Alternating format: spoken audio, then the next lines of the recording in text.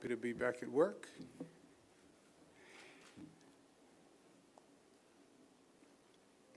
New York City is the topic. Cogito ergo sum. Marcia, you remember that? I think, therefore I am. Who said it? Descartes. I think a modern-day political philosopher today would say, I tweet, therefore I am.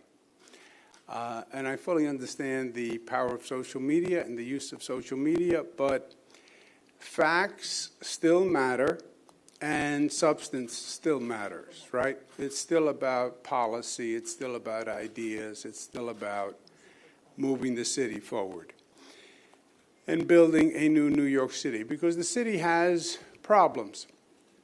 Jobs are down, crime is up, and the jobs number is truly frightening. The first 6 months of this year, 954 new jobs, okay? That compares with 6 months of last year, 66,000 new jobs. I mean, just think of those numbers. 954, 66,000, which is the lowest number since 2003, taking out a recession and a pandemic. And when you're not creating jobs, you're not creating opportunity, you're not generating revenue, and the entire system is in trouble. On crime, every week this year, there's a reminder. This past weekend in Brooklyn, 12 people were shot, gang-related attacks. But with crime and jobs, we have to make progress, and we certainly can't go backwards. What could actually make the situation in New York worse and make it worse quickly? Legalizing prostitution. Prostitution is currently illegal in New York State, as you know, but there are significant efforts to change the law and to legalize prostitution. And Zoran Mamdani is a co-sponsor of the measure to legalize prostitution. Not just a co-sponsor, but it is a major issue for him. It's one of the major issues that he ran for office on, decriminalize sex work. So it's a major priority for him. It's also been a major priority for me. I've opposed it for 11 years. He was asked yesterday if he would direct the NYPD to stop making prostitution arrests. He didn't say yes or no, but suggested he'd emulate former Mayor Bill de Blasio. That's a direct quote. Another direct quote. Prostitution arrests cratered during de Blasio's mayoralty. So if you put the two statements together, he'd emulate former Mayor Bill de Blasio when it came to prostitution arrests, and the fact that prostitution arrests cratered under Bill de Blasio, it's safe to assume that he would not be enforcing the law. Not enforcing a law is, in effect, repealing the law, right? Legislatively, he's been trying to repeal it. Legislatively, they are still trying to repeal it. If you can't repeal it, well, then just don't enforce it. And if you don't enforce it, it doesn't exist anyway, right? I don't believe it's ethical for a local government to choose which laws to enforce. If there is a law that is a state law, I don't believe that it is in any way ethical for a local government just to ignore the law. But be that as it may.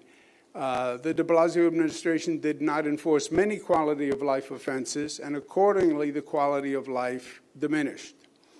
Mr. Mamdani says de Blasio was his favorite mayor. And if you listen to him and you look at his policies, he's going to be de Blasio 2.0. And I believe that's the last thing this city needs. In terms of prostitution, the negative consequences are many. It's fuel for human trafficking. There are documented public safety concerns. The legalization would actually expand the sex trade. The relation to organized crime and trafficking of women goes way up. There's an impact on local property values and the business climate. It normalizes exploitation, right? It says prostitution is legal. Society says it's fine. So of course you normalize it. It fails to protect the most vulnerable. It has negative effects on the community, public health risks, and neighborhood deterioration. So there's no doubt that it would have a major negative effect. And we know this because we have lived this before, right?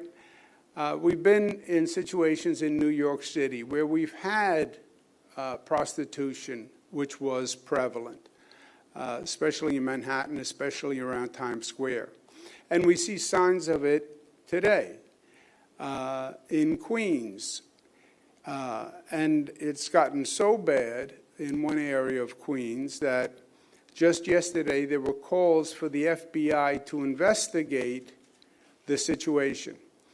And the call to investigate makes an important point, which is the investigation should not just be about the women, it should be about the organization that is running the business, right? It's about the groups that are trafficking. It's about the groups that are profiting, and in many cases extorting the women. I went to Roosevelt Avenue this morning to see for myself, and I was there relatively early, but there were signs of prostitution on the street. I spoke to store owners. They are very concerned about it. They think it's destructive for their business, destructive for their neighborhood. It's a bad influence on children. It blocks traffic. It blocks the sidewalk. They said it's gotten much, much worse over the past 2 years. They said they've complained to everyone, and nothing has happened. This is not a new situation. But it is an example of how problematic and prevalent and how hard it can be to stop. Major women's groups oppose the legalization of prostitution internationally. Here in New York City, the National Organization of Women New York City branch oppose it and put out a statement to that effect. Excuse me. No major city in the United States has legal prostitution. The only state is Nevada, and then even in Nevada, only in small jurisdictions. So it's not in Clark County, Reno, Carson City. What happens in Vegas stays in Vegas. But not even prostitution happens in Vegas, right? So New York City would become the prostitution capital of the country. That's just what we aspire to be. Yes, we need job creation, but legalizing prostitution is not the answer to creating jobs. Yes, we need to bring down crime, but legalizing prostitution is not the way to bring down crime. Nor is refusing to enforce prostitution-related laws the answer. So that if you can't get the law repealed, well, then you just won't enforce the law, which is what Mr. Mamdani has suggested he's going to do. As an aside, this letter of complaint to the FBI, I believe could be another rationale for President Trump to send in the National Guard if Mamdani was mayor, just as he did in the District of Columbia, right? What President Trump said about the District of Columbia is crime is rampant. I have to send in the National Guard and troops because crime is a problem and the district isn't handling it. Well, here you have a situation where New Yorkers have said we need the federal government to come in and solve this problem because it's not being solved. It's a serious criminal problem. I think that's just the type of rationale President Trump would seize upon to say, this is why I have to send troops in. Again, especially if Mr. Mamdani would have become mayor. His ideas that he's put forth in this campaign all across the board are not new. Not grocery stores in boroughs, not freezing rent, not his position on abortion. They're not new and they're not smart. As a matter of fact, they have all been tried and failed. Prostitution is not a new idea. It's not a smart idea, an agenda that's actually going to move us forward, which I have been putting forth. Affordable housing, a new public safety system, building community in this great city, the economy of tomorrow today, jobs, jobs, jobs, and building a new subway system. And I'll continue to be fleshing out that positive agenda as we go forward. Questions, comments, queries? Good morning. Good afternoon. I just wanted to ask, is this topic of decriminalizing sex work relevant here within the 5 boroughs, considering most of the district attorney's offices here don't prosecute prostitution as a crime, and then if you prosecuting prostitution as a crime? Yeah, prostitution is a problem. Go to Roosevelt Avenue, go to Junction Avenue, and ask those people if prostitution is a problem. It is.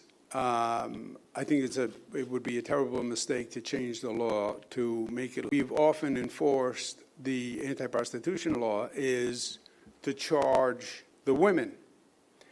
I think we should be looking at the operation, who was doing the exploiting, who was organizing it, who was making the money, because it's not the women. And many women are in desperate situations and need help and need services, mental health services, substance abuse services, et cetera. So I would say to the district attorneys, yes, these crimes matter. Yes, we don't want this on the street, but let's go at it a different way. Stop just arresting women and parading them down to criminal court so the judge can release them. I started my career in the Manhattan District Attorney's Office. I understand that going merry-go-round really accomplishes very little. Get to the organizations behind the operation.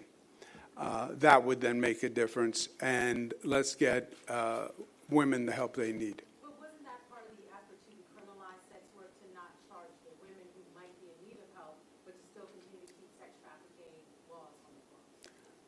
No, a form of legalization is it's legal. You can do it. It's legal for the woman. It's legal for the John. It's legal for the organization that is behind the woman. It's just legal.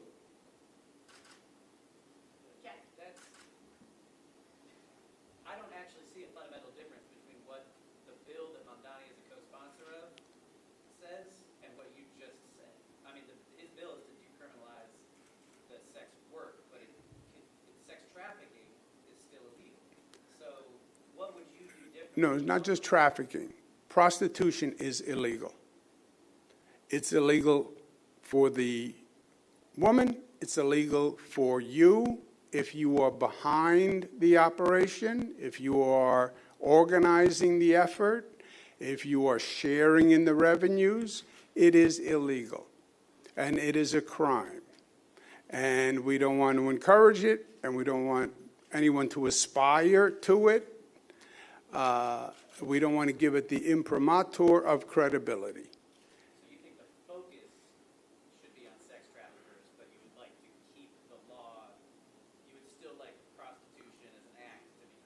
Well, you need the law. You need it to be illegal to charge anyone with anything, right?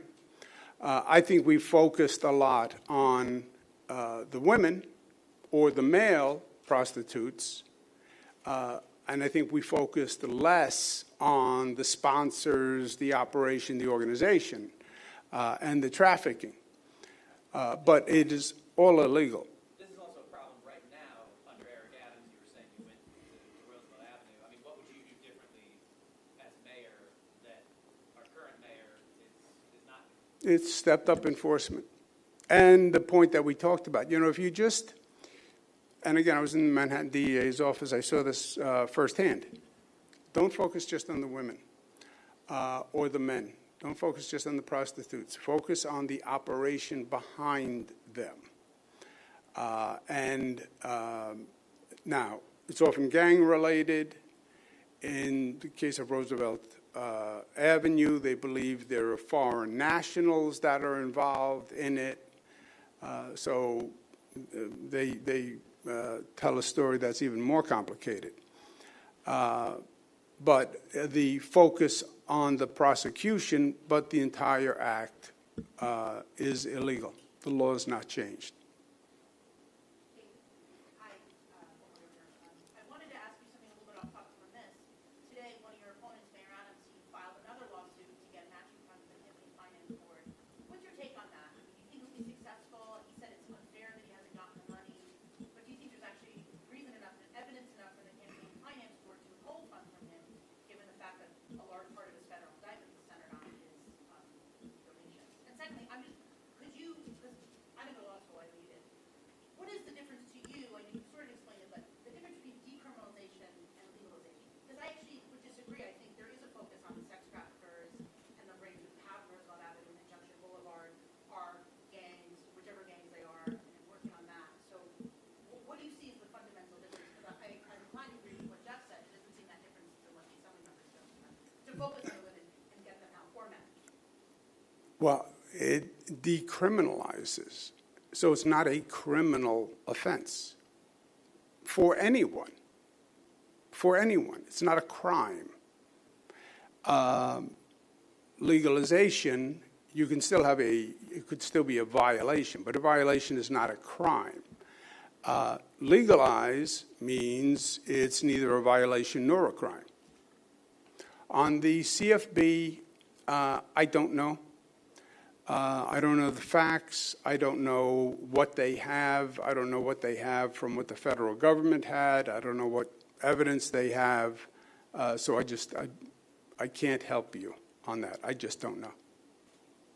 Just to be clear, the bill does have, trafficking would continue to be a crime. The bill that he goes. Yes, but trafficking is also different, right? Trafficking can have nothing to do with prostitution, right? Women get trafficked all the time, right?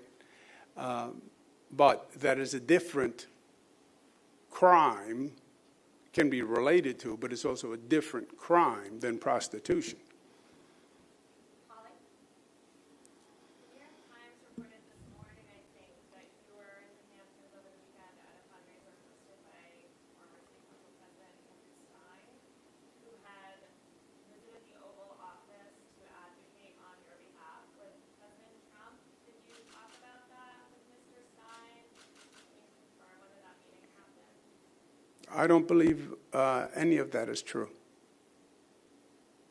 You don't think he talked to the president about you?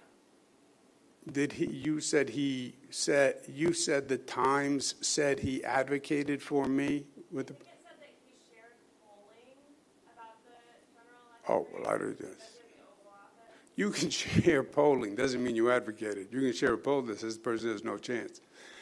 So I don't know anything about that. There was a fundraiser that was at the home of Jimmy Finkelstein and Pamela Finkelstein. Jimmy Finkelstein is the brother of Andy Stein. Did you see Andy Stein this weekend? Yes, he was at the fundraiser. Okay, you didn't talk about the president? No. Martin? The city has been beset by a number of shootings, stabbings, and other incidents of crime over the last year. But the mayor argues that crime is down, shootings are down, and everybody's safe. Do you city right now, is that something that the mayor candidate should be focusing on? Is that something that we should be focusing on?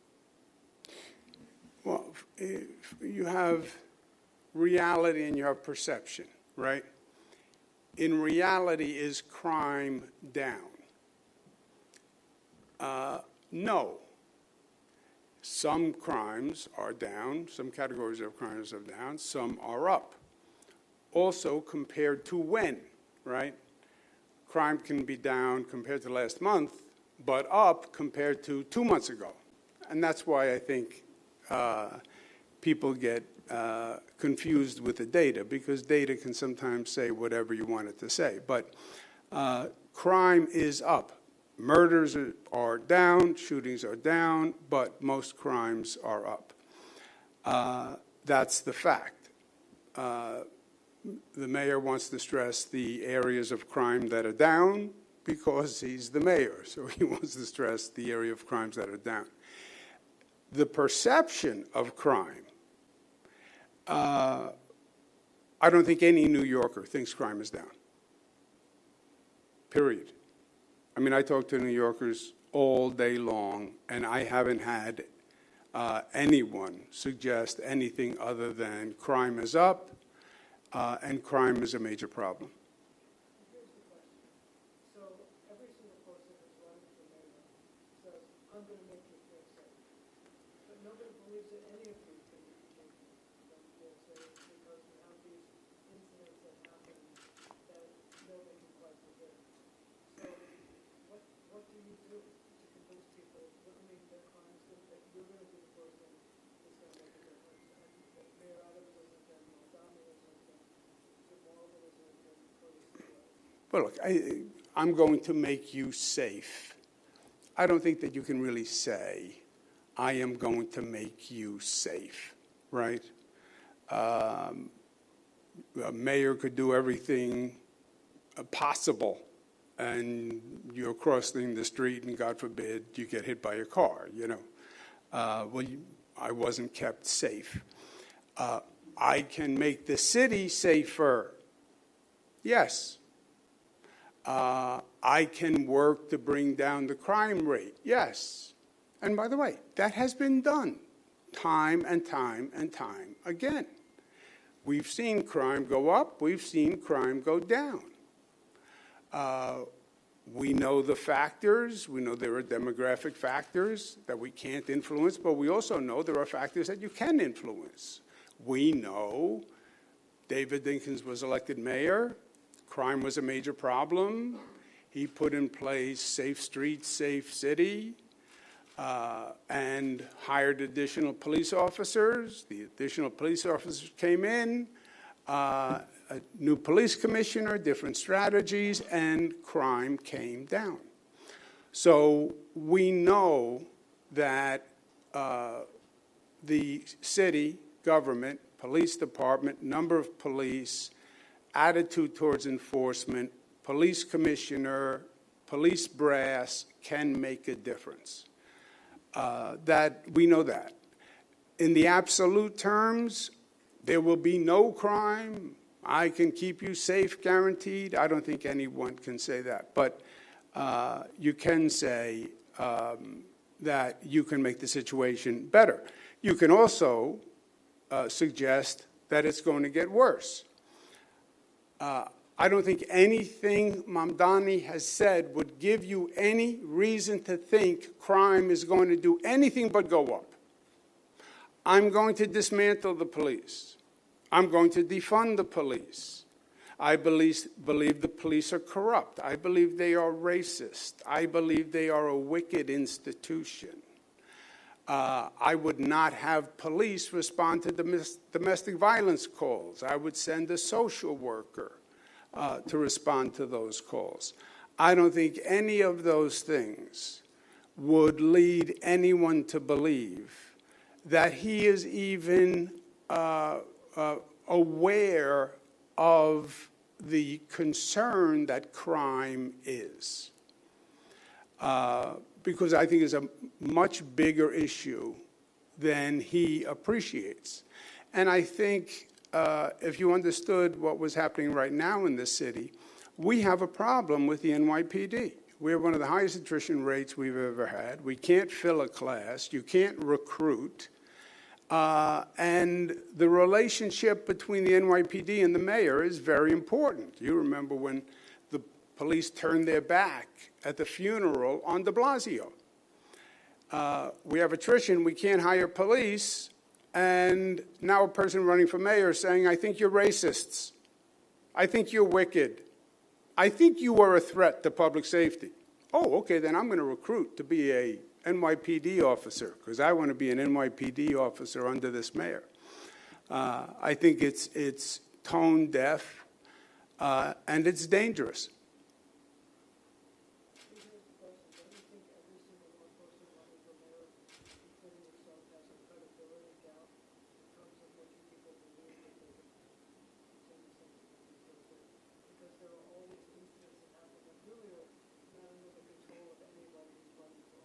I think every politician, nowadays especially, yeah, I think people are very cynical about politics. I think they're very polarized about politics. I think they take everything with a grain of salt. I think that's true about politics. I think it's true about the media.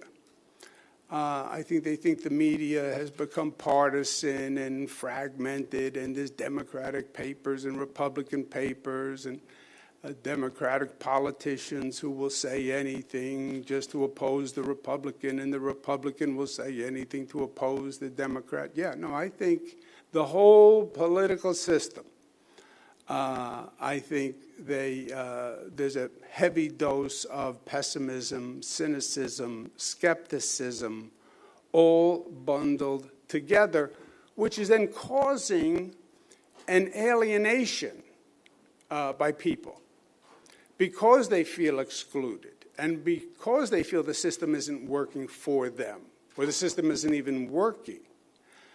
And that leads to frustration and anger, which we see acting out.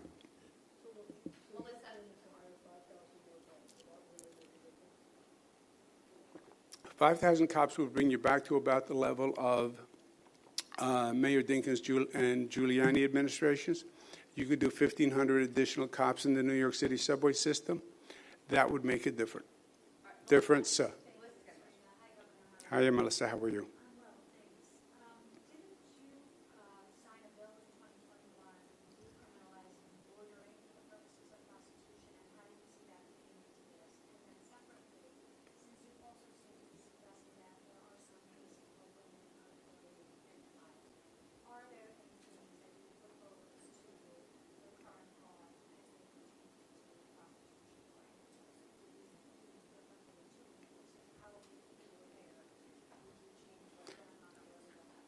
Yeah, the loitering bill, I have to check.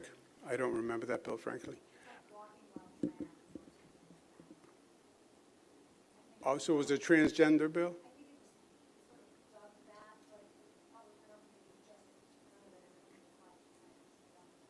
Yeah, well, I'll check that.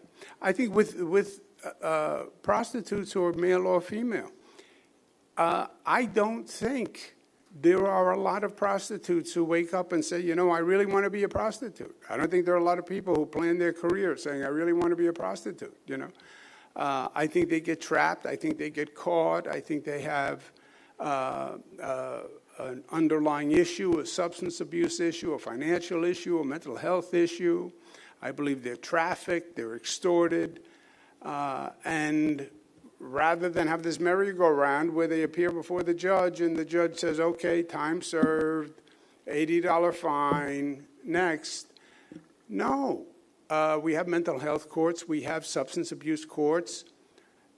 Intervene, right? Intervene. That's a chance to step in and make contact and find out what's going on and how to help, right? You look for instances where you can intervene. I was talking to someone this morning about the homeless problem.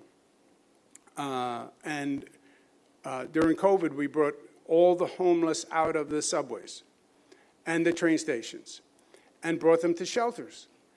And the point was there was an opportunity to intervene because now you can meet a person, you can try to help the person, you can diagnose the person.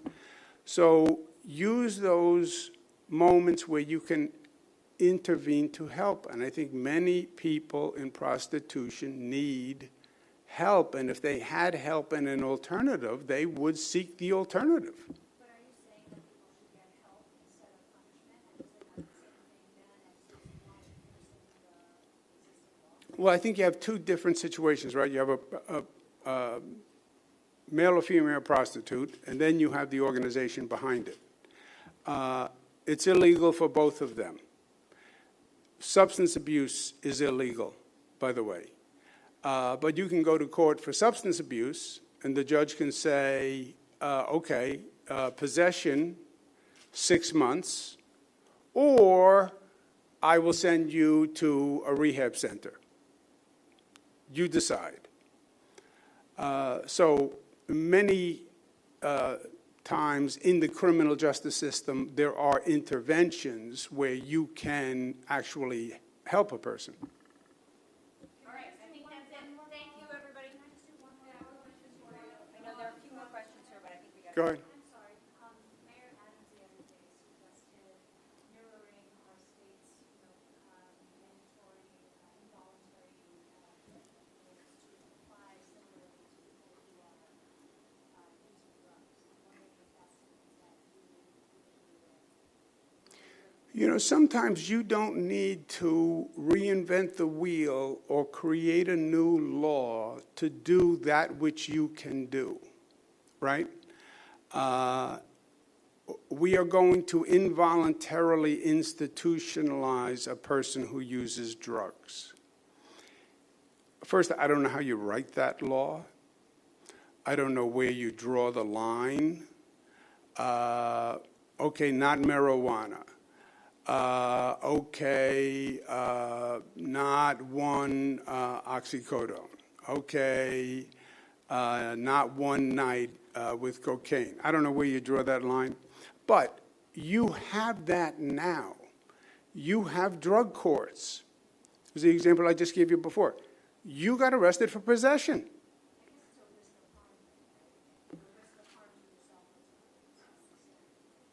Oh, wow, yes, but that's a very high standard. That is an imminent danger to yourself or others. And that is a very, very high standard. And I don't think you get there just with substance abuse. I mean, the person, it's a mentally ill standard. And I don't think every drug user is mentally ill. But you have that law and that capacity. You get arrested for possession. We have drug courts, and the drug court can say, you, Melissa, are charged with possession. You could be found guilty of possession and be incarcerated or go to treatment. Use that system. Gets you to the same place anyway, right? Because if you picked up a person involuntarily, what would you do? You'd send them to treatment. Right? Well, this will get them to treatment. So you have that now anyway. But the involuntary commitment for mental health reasons, you are talking about a fundamental government role, which is one of the most critical in my mind, where government says, I'm going to make you do something and confine you against your will. Even though you did nothing wrong, because I believe you are mentally ill. That is a high standard. It should be a high standard. It should be safeguarded. And I think that's different than people who have a substance abuse problem. You do have people who are mentally ill who have a substance abuse problem, so you're dual diagnosed. But on just trying to get people with substance abuse into treatment, arrest them for possession, say 6 months or treatment, And if you leave treatment, you go to jail, you're at the same place. One more question. Thank you very much, guys. Paul? Mayor Adams has also gone after Mondani for the past stance on decriminalizing prostitution.